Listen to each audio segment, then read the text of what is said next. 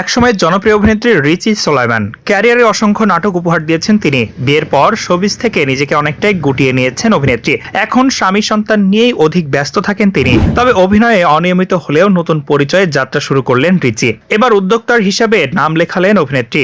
রাজধানীর উত্তরার internal beauty launch একটি বিউটি সেলুন চালু করেছেন রিচি। প্রতিষ্ঠানটি উত্তরার রবীন্দ্র সরণিতে অবস্থিত।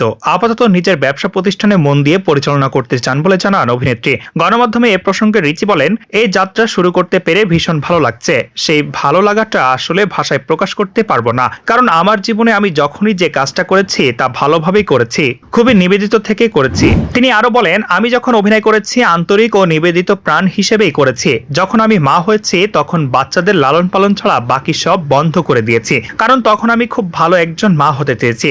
এখন যেহেতু অভিনয় কম করছি, ভাবলাম নতুন কিছু করি যেটা নিয়ে আমি ব্যস্ত থাকবো। সেই জায়গা থেকে মনে হলো আমি যদি বিউটি সেলুন জাতীয় কিছু একটা করি, সেখানে আমি উদ্যোক্তা তো হবই, সামাজিক মাধ্যমেও কিছুটা অবদান রাখতে পারবো।